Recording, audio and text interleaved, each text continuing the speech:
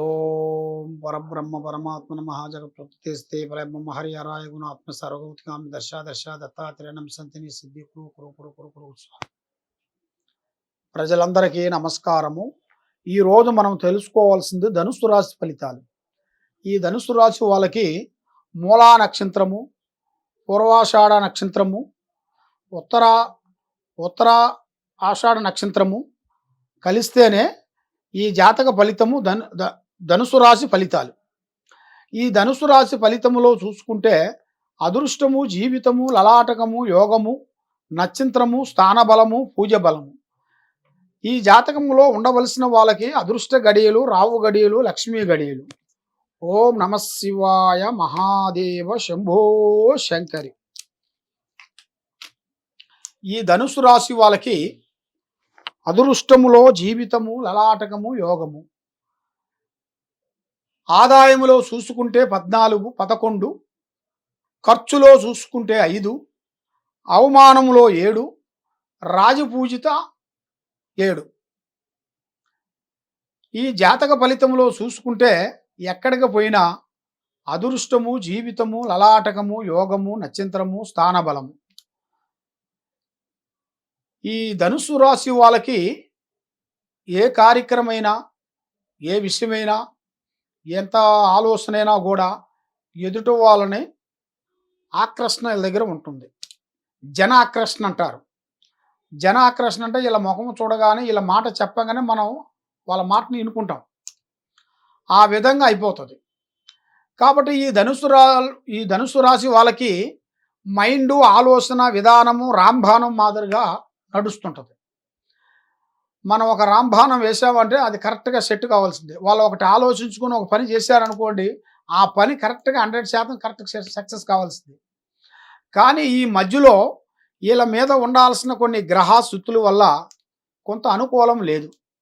ఈ నెల 11వ తారీఖు నుంచి 11 గారి నుంచి మంచి మంచి ఆలోచనలు, మంచి మంచి పనులు, మంచి మంచి కార్యక్రమాలు, పెద్ద పెద్ద పనులు కొన్ని పూర్తి చేయాల్సినవి ఇలా జాతక ఫలితంలో కొన్ని కనబడుతున్నాయి.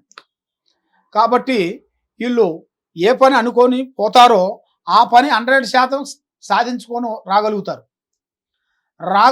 కానీ మరి ఇప్పుడు ఇలాగే ఆదాయంలో చూసుకుంటే 11వ తారీఖు నుంచి మంచి మంచి ఆలోచనలు, వ్యాపార ఉద్యోగాలలో, వ్యవసాయ విషయాలు కానీ, కుటుంబ విషయాలు కానీ, రియల్ ఎస్టేట్లో కానీ, వాళ్ళ చదివిన చదువులు విశేషాలు కానీ, విదేశాల ప్రయాణాలలో కానీ వీళ్ళకి మంచి టైము 11వ తారీఖు నుంచి మూవ్ అవుతుంది.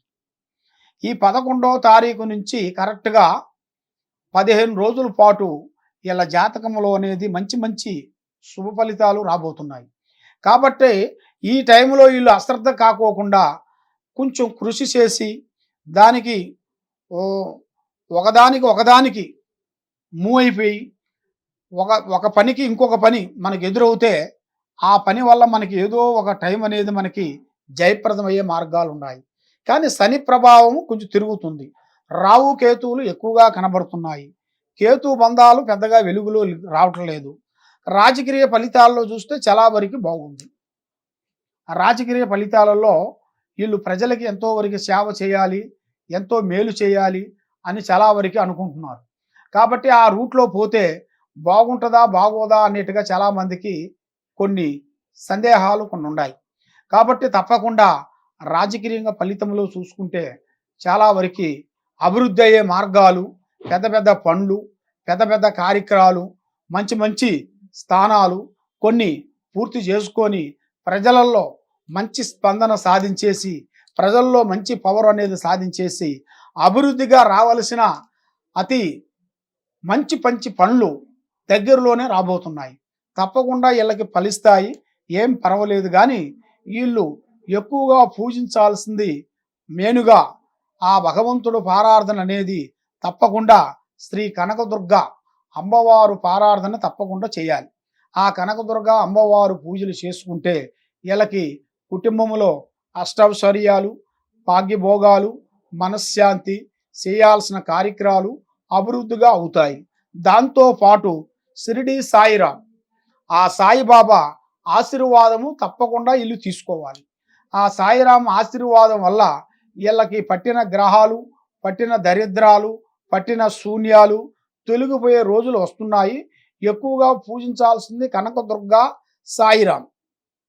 ఈ రెండింటిని పూజలు వీళ్ళు చేసినట్టుగా అయితే తప్పకుండా మంచి మంచి శుభ ఫలితాలు, విజయాలు సాధించగలుగుతారు. మనసు విధానము చాలా వరకు బాగుంటుంది.